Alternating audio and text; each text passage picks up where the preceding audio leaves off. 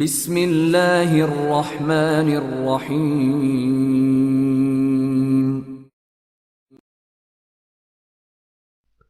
مسافت گزیدہ، سنسنی، تجسس اور سسپینس سے بھرپور ایک اچھوتا ناول۔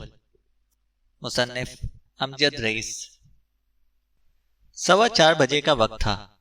ناتھن ہیرسبرگ اور وکسبری پنسلوانیا کے درمیان کہیں پر تھا۔ وہ اگلے اسٹاپ کی تلاش میں تھا۔ 6 گھنٹے کی ڈرائیونگ کے بعد وہ حسب توقع بہت دور تک نہیں آ سکا تھا۔ اسے کہیں رکنا تھا۔ فیول گیج بتا رہا تھا کہ ٹینکی تقریباً خالی ہو چکی ہے۔ وہ ہائی وے سے اتر گیا۔ اس کا رخ رہائشی علاقے کی جانب تھا۔ اسے بھوک اور پیاس محسوس ہو رہی تھی اور دائیں پنڈلی کی اینٹھن بھی پریشان کر رہی تھی۔ اس کا دایاں پاؤں بمشکل کھینچ کر ایکسیلیٹر تک پہنچتا تھا۔ بہت دیر سے اسی حالت میں رہنے کی وجہ سے اس کی پنڈلی کا پٹھا اکڑ گیا تھا۔ سائن بورڈ کی مدد سے اسے اندازہ ہوا کہ لٹل راکی ٹرپل تعمیراتی کمپنی ہائی وے سے ہٹ کر زیریں سڑک کے قریب سستے مکان بنا کر فروخت کر رہی تھی۔ ارزاں قیمت کے مکان والے پروجیکٹ کے قریب وہ پتلی سڑکوں پر چکرا رہا تھا۔ ناتھن کو ایک مکان کے گیٹ میں 3 پھٹے ہوئے ہینڈ بل پھنسے دکھائی دیے۔ وہ سوچ میں پڑ گیا۔ کسی اور مکان کے گیٹ پر اسے ہینڈ بل نظر نہیں آئے تھے۔ تم جینیس ہو، اس نے خود کو مبارکباد دی۔ یہی مکان اس کی عارضی پناہ گاہ ہے، اس نے سوچا۔ آس پاس سناٹا تھا۔ پروجیکٹ واضح طور پر نیا تھا۔ ناتھن کے اندازے کے مطابق کم مکانات ہی آباد تھے۔ اس نے اپنے منتخب کردہ مکان کا جائزہ لینا شروع کیا۔ مکان کا نمبر 4120 تھا۔ محض 420 بھی ہوتا تو ناتھن کو کیا فرق پڑتا۔ اس نے اچک کر گیراج کا جائزہ لیا تو اندر ایک ہونڈا کار کھڑی تھی۔ پھر اس نے گھوم پھر کر نیم تاریکی کھڑکیوں میں جھانکا۔ ناتھن بیلی واپس اپنی کار کی جانب آ گیا۔ سب سے پہلا کام کار کو ٹھکانے لگانے کا تھا۔ سڑک کے بالائی سرے پر ایک چرچ کی موجودگی اس کے خانہ یاداشت میں محفوظ تھی۔ نصف میل سے زیادہ ڈرائیو کر کے وہ چرچ تک پہنچ گیا۔ چرچ کی پارکنگ کے انتہائی کونے پر اس نے گاڑی لگا دی۔ مشرق کی سمت آسمان سرخ ہونے لگا تھا۔ ایک اور دن شروع ہونے والا تھا اور وہ اپنی مطلوبہ مسافت طے نہیں کر سکا تھا۔ آزادی میں شاید ابھی کچھ اور وقت باقی تھا۔ کار چھوڑتے وقت اس نے چابیاں ڈرائیونگ سائیڈ پر میٹ کے نیچے ڈال دیں اور دروازہ آہستگی سے بند کر کے حرکت میں آ گیا۔ 45 منٹ بعد وہ پھر لٹل راکی ٹرپل پر تھا۔ 6 بج رہے تھے۔ صبح دھند آلود تھی۔ درجہ حرارت 90 ڈگری کی طرف بڑھ رہا تھا۔ ناتھن کے کپڑے پسینے سے بھیگ کر جسم سے چپک گئے تھے۔ گیلے بال پیشانی سے لپٹے ہوئے تھے۔ تعمیراتی کام مکمل نہیں ہوا تھا۔ جگہ جگہ کھدائی کے گڑھے اور مشینیں نظر آ رہی تھیں، تاہم بیشتر مکانات مکمل تھے۔ ناتھن جھاڑیوں سے نکل آیا۔ وہ مکان نمبر 4120 سے زیادہ دور نہیں تھا۔ یہ دلیری اور خود اعتمادی دکھانے کا وقت تھا۔ اس نے انگلیوں سے بالوں میں کنگھی کی، ممکن حد تک کپڑے صاف کیے، گہری سانس لے کر ڈر و خوف کو ایک طرف جھٹکا اور اطمینان سے پیش قدمی شروع کر دی۔ ناتھن کا رخ مکان نمبر 4120 کی جانب تھا اور اس کی چال معتدل تھی، لیکن سینے میں دل کی دھڑکن میں اضطراب اور تیزی موجود تھی۔ ٹوڈی برسکو نے کوئی 100ویں بار گھڑی دیکھی اور اپنی بیوی پیٹی کو کوئی غلط بات سنائی۔ وہ نہیں چاہتا تھا لیکن اسے بولنا پڑا۔ دیر ہو رہی تھی۔ گھڑی صبح کے 6 بجا چکی تھی۔ میں جا رہا ہوں، دیر ہو جائے گی، اس نے غصے کو دبانے کی کوشش کی۔ ہاں تم جا سکتے ہو، دیکھ نہیں رہے کہ میرے پاس ابھی کتنا کام ہے؟ پیٹی نے سرد مہری سے جواب دیا۔ اس کا اشارہ گھر کے بکھرے ہوئے سامان کی جانب تھا۔ وہ لوگ حال ہی میں اس نئی آبادی میں منتقل ہوئے تھے۔ ٹوڈی برسکو بھنا اٹھا اور بریف کیس اٹھا کر گیراج کی جانب چل دیا۔ گھر سے نکلنے کے بعد تھوڑی ہی دیر میں اس کی نگاہ لڑکے پر پڑی۔ وہ کون ہے؟ 12-13 سال کا ایک لڑکا سڑک پار کر رہا تھا۔ اگرچہ درمیان میں کچھ فاصلہ تھا لیکن وہ اچانک ہی سامنے آ گئے تھے۔ ٹوڈی برسکو نے لڑکے کے چہرے میں خفیف شناسائی محسوس کی۔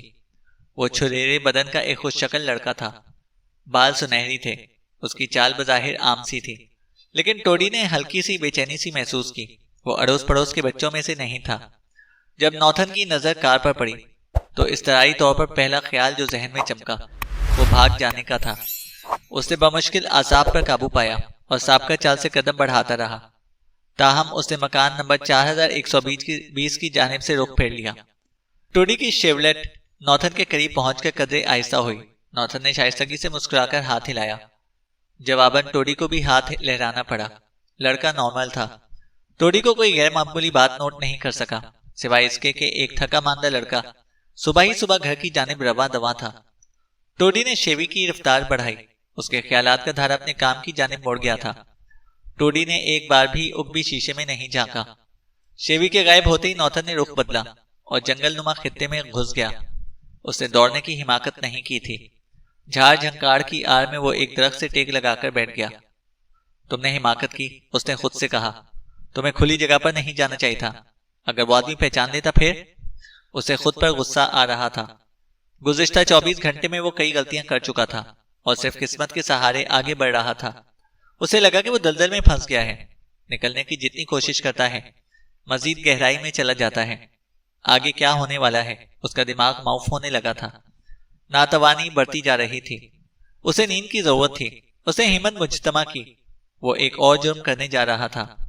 بالآخر اس نے 200 گز کا فاصلہ طے کیا اور تہخانے کی کھڑکی کے راستے مکان نمبر 4120 میں داخل ہو گیا۔ چند منٹ بعد وہ رہائشی حصے کے ماسٹر بیڈ میں گہری نیند سو رہا تھا۔ تھامس پر کنوتیت طاری تھی۔ ڈیزی عرف بلی سے ریڈیو پر بات کر کے اس نے فاش غلطی کی تھی۔ اسے سرے سے وہاں پر جانا ہی نہیں چاہیے تھا۔ مائیکل سے ملاقات میں 4 گھنٹے باقی رہ گئے تھے اور تھامس کو یقین تھا کہ اس کے کیریئر کا ذلت آمیز اختتام سر پر ہے۔ فی الحال اس کی ڈیوٹی مارک بیلی کے مکان پر لگی ہوئی تھی، جہاں وہ کچھ فاصلے پر ایک عام سی کار میں موجود تھا۔ مارک کا فوٹو دیگر معلومات کے ساتھ ہیکنز نے فراہم کیا تھا۔ مائیکل اور ہیکنز اس وقت جے ڈی سی سینٹر گئے ہوئے تھے۔ پرانے ماڈل کی سرخ رنگ کی گاڑی سڑک پر نمودار ہوئی تو تھامس سیدھا ہو کر بیٹھ گیا۔ اس نے ہاتھ میں موجود پرچے اور فوٹو پر نظر دوڑائی، پھر سرخ گاڑی کی جانب نگاہ کی جو مارک بیلی کی رہائش گاہ کی طرف جا رہی تھی۔ جو ہی سرخ گاڑی گیراج میں داخل ہوئی تھامس گاڑی سے اتر گیا۔ اس نے جاگنگ کے انداز میں سڑک پار کی۔ مارک گاڑی سے اتر کر گھر کے داخلی دروازے کے قریب پہنچا ہی تھا کہ تھامس نے اسے آ لیا۔ مسٹر مارک بیلی؟ مارک چونکا، لیکن رکنے کی بجائے دروازے کی جانب سیڑھیاں طے کرنے لگا۔ تاہم تھامس اس کی متوازی طرف آن پہنچا تھا۔ تم ہی مارک بیلی ہو؟ تھامس نے رسمی انداز میں پوچھا۔ ہاں، کیا مسئلہ ہے؟ مارک رک گیا، پھر تھامس کے لباس کو پہچان کر سٹ پٹا گیا۔ کہاں بھاگے جا رہے ہو؟ تھامس نے کہا۔ یہ گھر میرا ہے، مارک نے کہا۔ جانتا ہوں۔ مارک کے رد عمل نے تھامس کو شک میں مبتلا کر دیا۔ تم رات بھر کہاں تھے؟ میں اسپتال میں تھا، مارک نے ہاتھ کی بینڈیج کو نمایاں کیا۔ گاڑی کے بریک ٹھیک کرتے ہوئے معمولی گڑبڑ ہو گئی تھی، جیک سلپ ہو گیا، مارک بولا۔ تمہیں علم ہے کہ تمہارا بھتیجا نوتھن بیلی بچہ جیل سے فرار ہو گیا ہے؟ تھامس نے کہا۔ ہاں، میرے علم میں ہے۔ تم کیا سمجھ رہے ہو کہ میں نے اس کو یہاں چھپا رکھا ہے؟ مارک نے سوالیہ جواب دیا۔ تمہارا خیال ہے کہ مجھے اس رخ پر سوچنا چاہیے؟ تھامس نے بھی جواباً سوال کیا۔ دیکھو آفیسر، وہ مجھ سے نفرت کرتا تھا، مارک نے کہا۔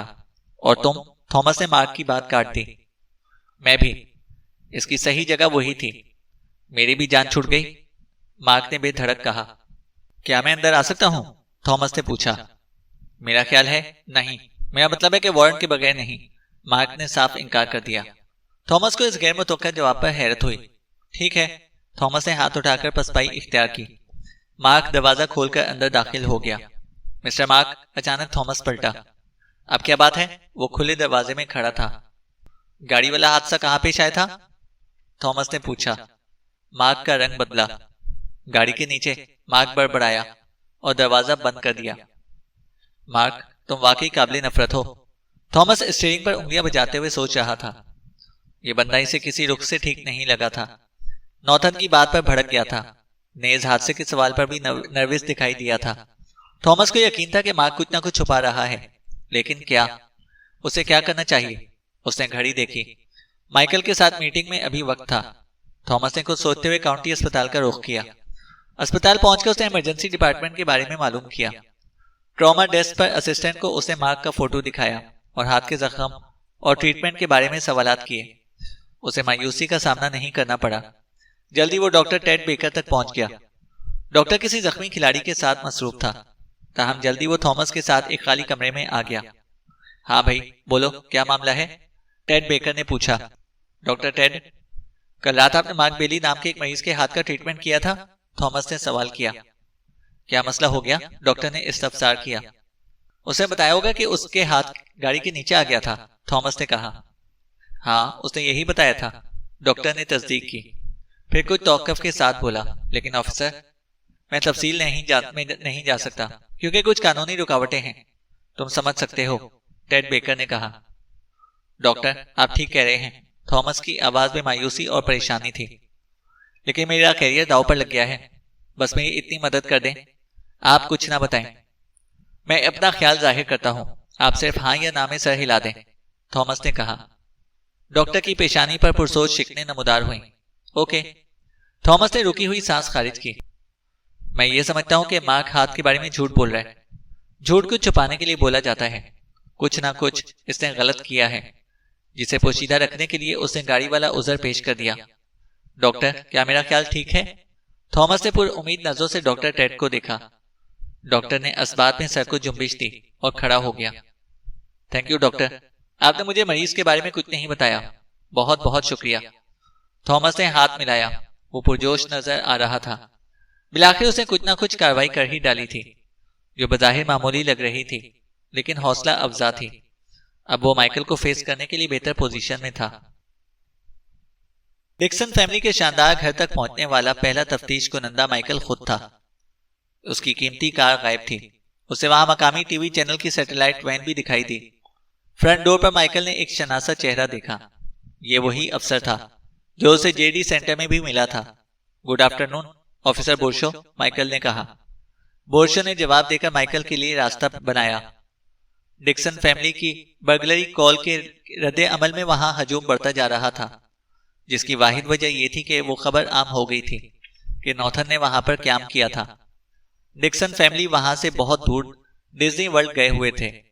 تم کیسے کہتے ہو کہ نوتھن یہاں پر آیا تھا؟ مائیکل نے پوچھا۔ جواب میں پہلے بورشو نے مائیکل کو وہ واش روم دکھایا جہاں نوتھن کے خون آلود کپڑے موجود تھے۔ پھر مائیکل کو بریف کیا کہ نوتھن کہاں سے بند خالی مکان میں داخل ہوا، غسل کیا اور کپڑے بدلے، ریفریجریٹر میں موجود خوردنی اشیاء استعمال کی، ٹی وی دیکھا، فون استعمال کیا اور ڈکسن کی BMW لے کر نکل گیا۔ جاتے جاتے وہ ایک رکا بھی چھوڑ گیا تھا۔ مائیکل نے رکا بورشو سے لے کر دیکھا۔ تاریخ کا سب سے بڑا شریف اور مہذب نقب زن، بورشو نے تبصرہ کیا۔ مائیکل نے رکا پڑھ کر بورشو کو دے دیا۔ فیملی کہاں ہے؟ بورشو نے کھلے ہوئے مرکزی دروازے سے بیرونی منظر کی طرف دیکھا۔ مائیکل نے دیکھا کہ باہر 2 اور ٹی وی کی گاڑیاں پہنچ چکی تھیں۔ صحافی بھی موجود تھے۔ اچھی خاصی پریس کانفرنس لگی ہوئی تھی۔ فیملی کے 4 افراد تھے، میاں بیوی اور 2 بچے۔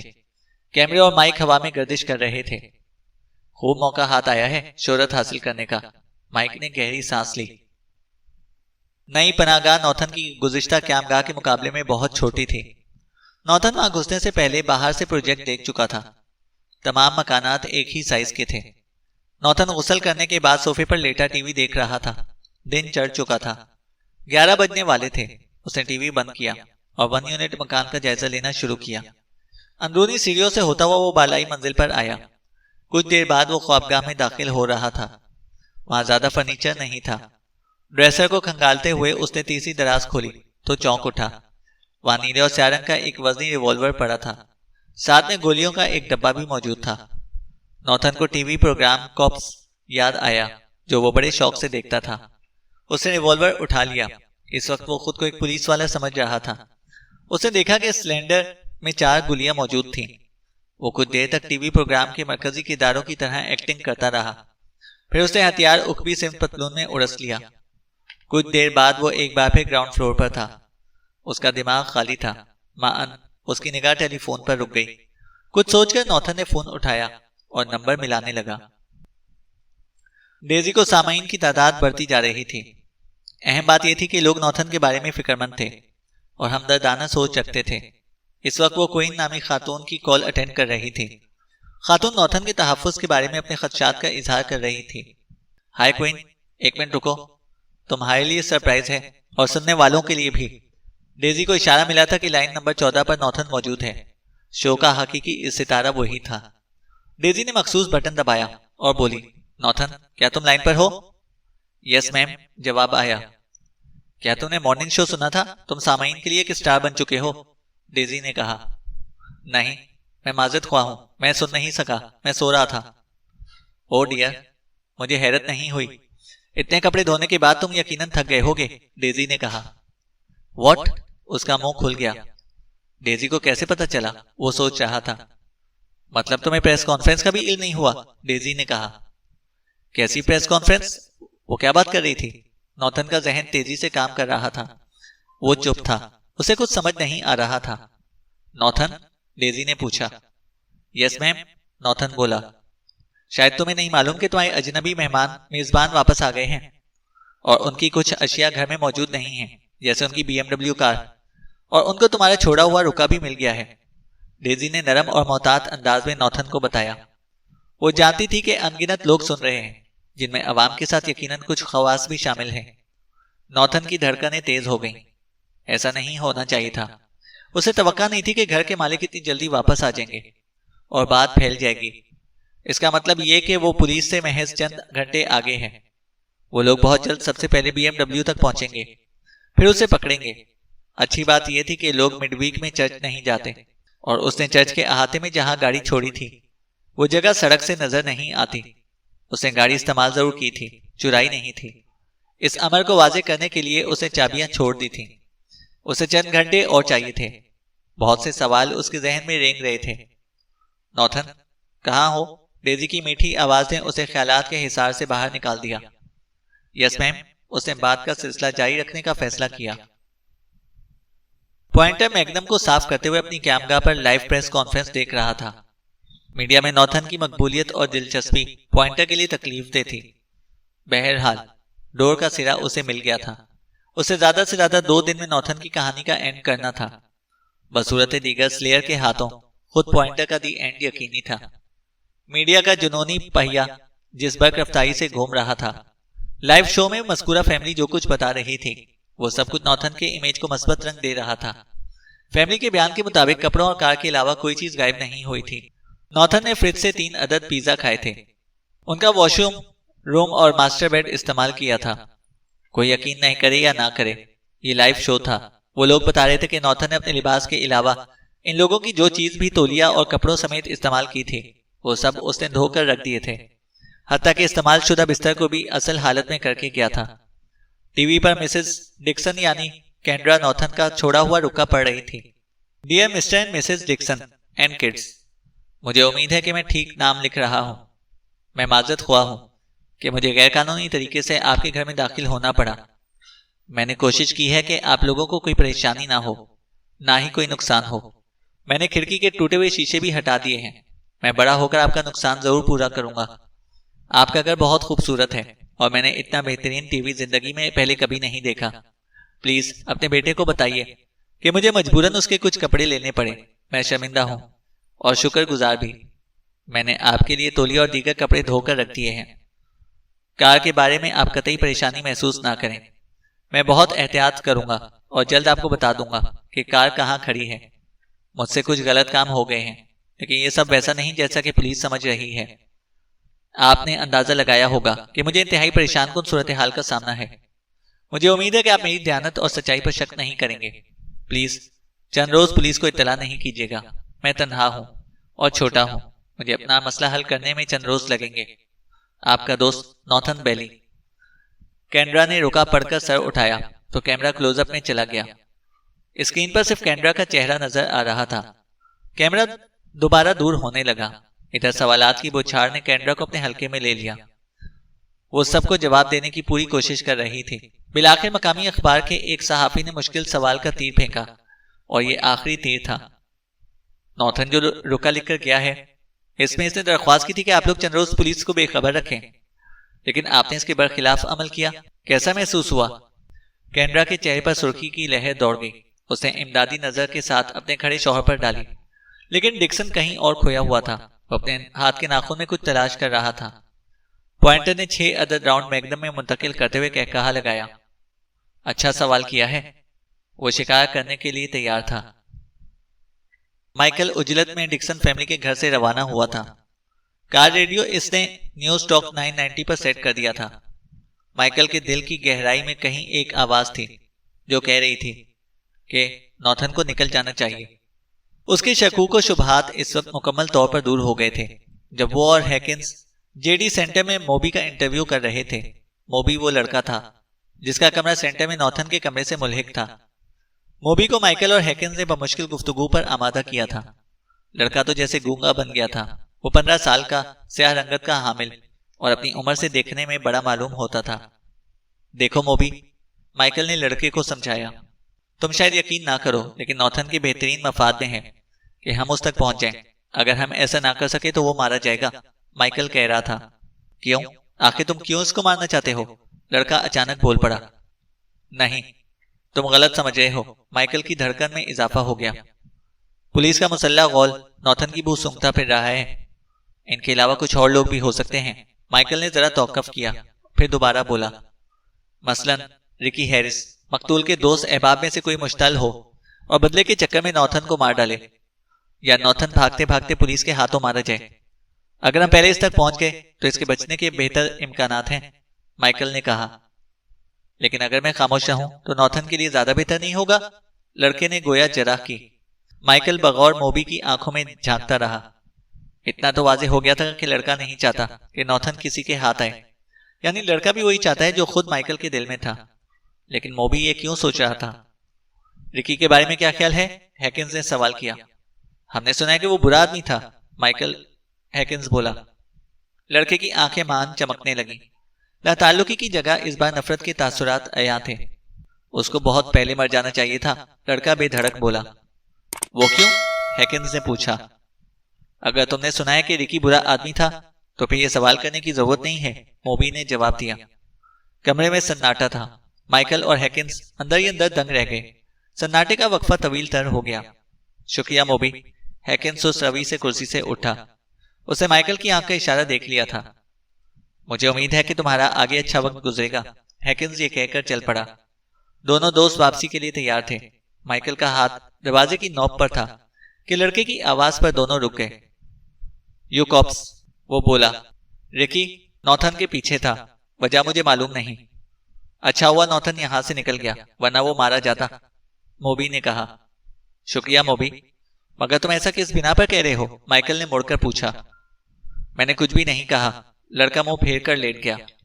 وہ مزید کچھ کہے گا یہ توقع فضول تھی۔ جتنا وہ بول گیا تھا وہ بہت تھا، اور غیر معمولی بھی۔ مائیکل اور ہیکنز وہاں سے نکل آئے۔ مائیکل تصور کی دنیا سے باہر آ گیا۔ وہ ڈرائیو کرتے ہوئے بے چینی محسوس کر رہا تھا۔ اسے پہلے تھامس سے ملاقات کرنی تھی۔ تھامس نے ڈیزی سے آن ایئر بات کر کے مائیکل کو بدمزہ کر دیا تھا۔ اس نے گھڑی دیکھی۔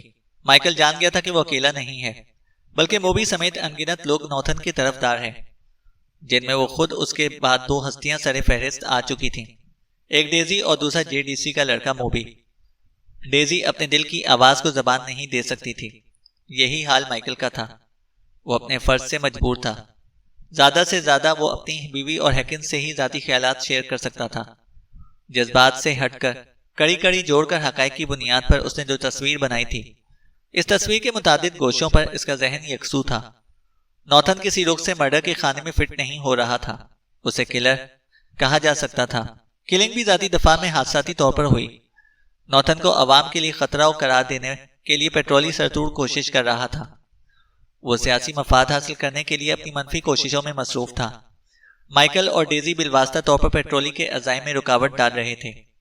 ڈیزی کا special interview A B C network کے program good morning America Washington D C میں ٹی وی پر لائیو آن ایئر کیا گیا تھا۔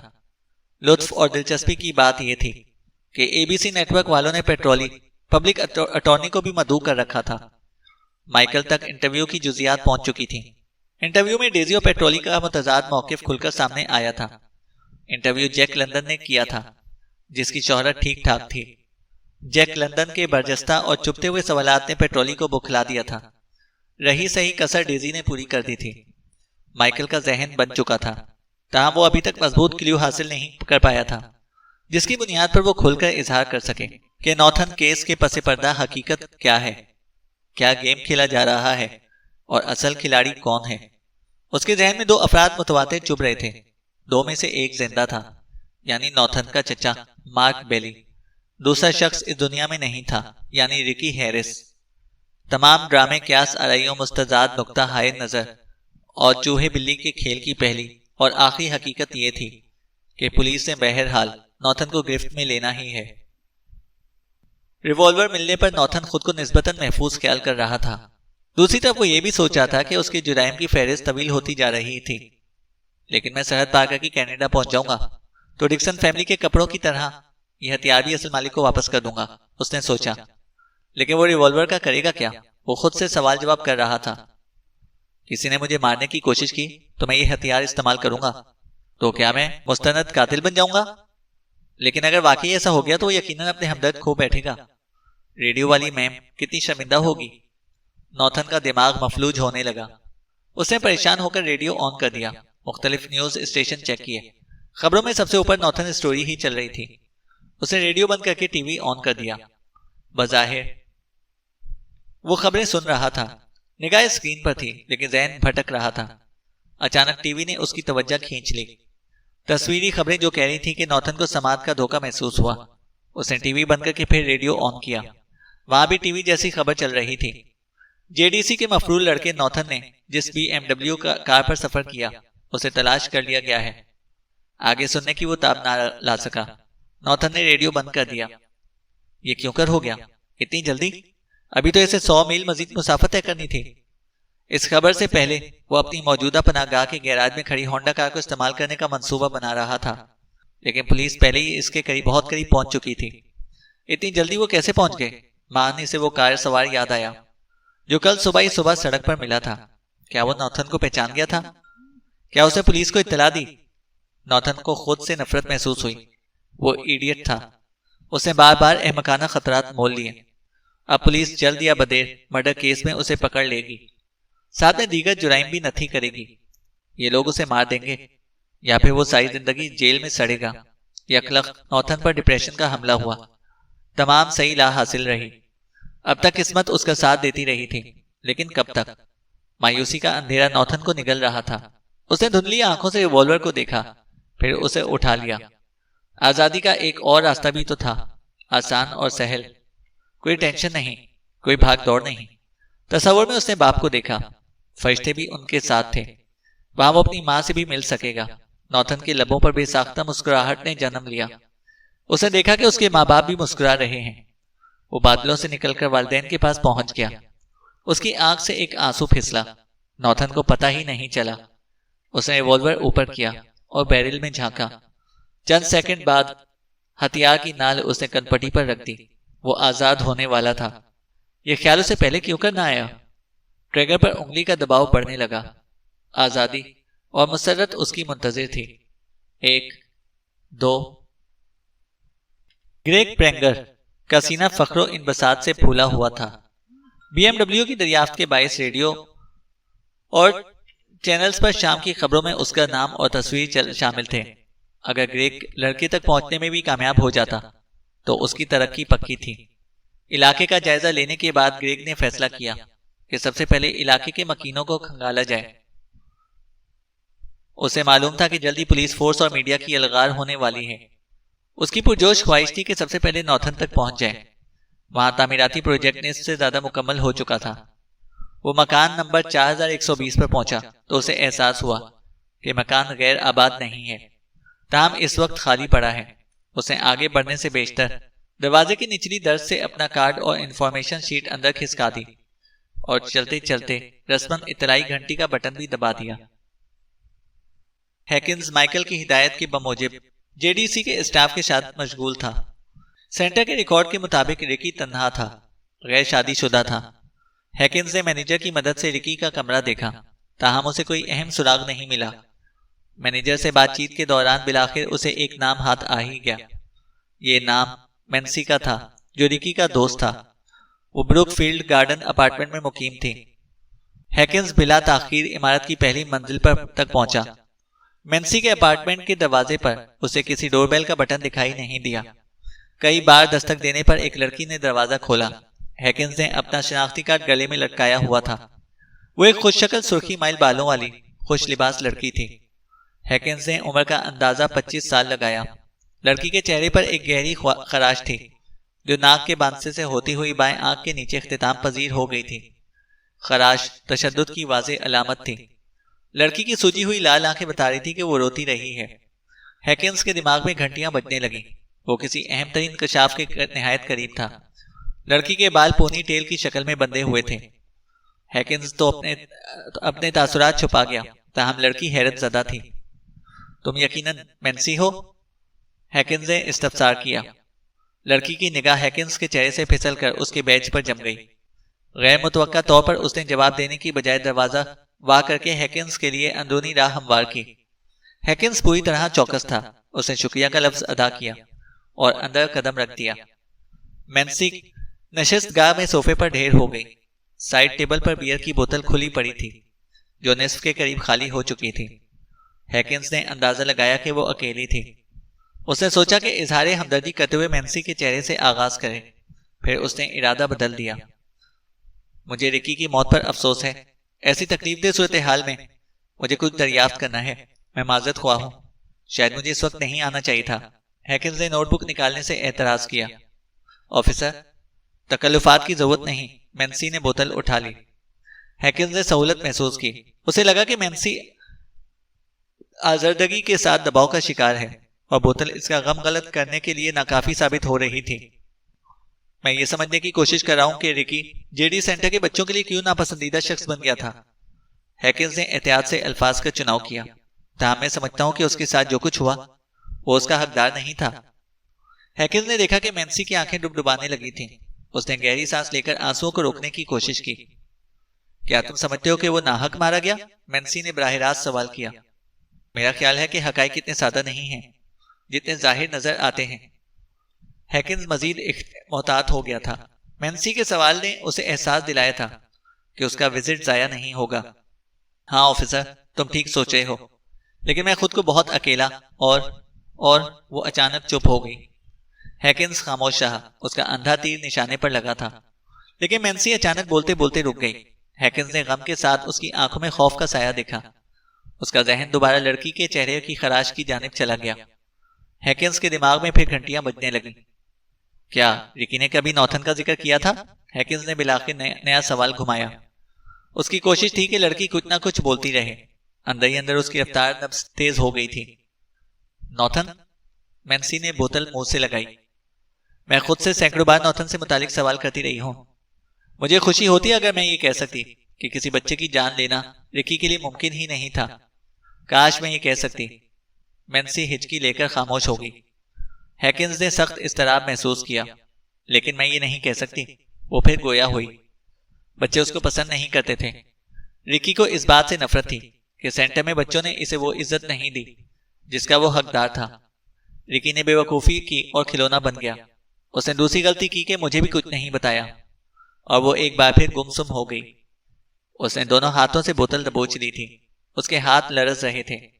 رکی کیا کرنا چاہتا تھا؟ ہیکنز نے بدن کے عضلات میں تناؤ کی کیفیت محسوس کی. وہ مجھے کیوں چھوڑ کے جا رہا تھا؟ الٹا مینسی نے سوال کیا. اس کے سوال میں غم و غصے کا عنصر موجود تھا. میں سمجھا نہیں. ہیکنز نے خود کو پرسکون رکھنے کی کوشش کی. سنسنی کی لہر اس کے رگو پے میں دوڑ رہی تھی. وہ کسی طویل المدت منصوبے میں الجھا ہوا تھا. وہ کیا کر رہا تھا میں نے سمجھنے میں دیر کر دی. بہت زیادہ تاخیر کر دی. اب کچھ نہیں ہو سکتا. کچھ بھی نہیں. وہ دھیرے دھیرے یہاں سے اپنی چیزیں ہٹا رہا تھا. ایک ہفتے قبل اتفاقاً وہ ٹکٹ میرے ہاتھ لگ گیا جو اس نے چھپا کر رکھا ہوا تھا. مینسی نے کہا. کیسا ٹکٹ؟ ہیکنز کو لگا کہ جیسے صوفے میں کیلیں نکل آئی ہیں. ارجنٹائن کا یک طرفہ ٹکٹ. وہ بولی. کہاں ہے ٹکٹ؟ ہیکنز کا حلق خشک ہونے لگا تھا. وہ شدید ہیجان محسوس کر رہا تھا. دوسری چیزوں کے ساتھ ٹکٹ بھی غائب ہو گیا. وہ بولی. اسے کب روانہ ہونا تھا؟ ہیکنز نے پوچھا. مینسی نے شانے اچکائے. وہ ایک اوپن ٹکٹ تھا جس کی نقد ادائیگی $900 کی گئی تھی. میرے تصور میں نہیں تھا کہ رکی کے پاس وہ رقم کہاں سے آئی. میں اتنی بے خبر تھی کہ اس کے پاسپورٹ تک سے لا علم تھی. مینسی نے کہا. ہیکنز کے پیٹ میں اینٹھن شروع ہو گئی. اس کا دل کر رہا تھا کہ وہ اڑ کر مائیکل تک پہنچ جائے. یہ کیا گھن چکر ہے؟ اور نوتھن کا اس معاملے سے کیا تعلق؟ وہ دلی دل میں مائیکل کی تجزیے اور چھٹی حص پر اش اش کر اٹھا. کیا تمہیں ہماری مدد کی ضرورت ہے؟ ہیکنز نے پوچھا. نہیں. وہ رونے لگی. پھر اچانک کھڑی ہو گئی. ہیکنز بھی کھڑا ہو گیا. مس، آخری سوال. تم یہ کہنا چاہ رہی ہو کہ رکی ہیرس کو کوئی اور رقم فراہم کر رہا تھا؟ میرا مطلب ہے کہ کسی خاص کام کے لیے جسے کرنے کے بعد وہ جنوبی امریکہ یعنی ارجنٹائن چلا جاتا؟ ہیکنز نے پوچھا۔ مینسی نے زور زور سے نفی میں سر ہلایا اور کھڑکی کے پاس چلی گئی۔ وہ شیشے میں سے باہر دیکھ رہی تھی۔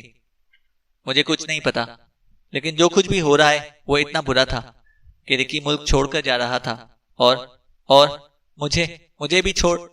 مینسی کے آخری الفاظ سرگوشی میں ڈھل گئے۔ اسے ہاتھ کے اشارے سے مزید بات کرنے سے انکار کر دیا تھا۔ چینل کو سبسکرائب کریں اور بیل آئیکن کو پریس کریں تاکہ ہماری ہر اپڈیٹ آپ کو بر وقت مل سکے۔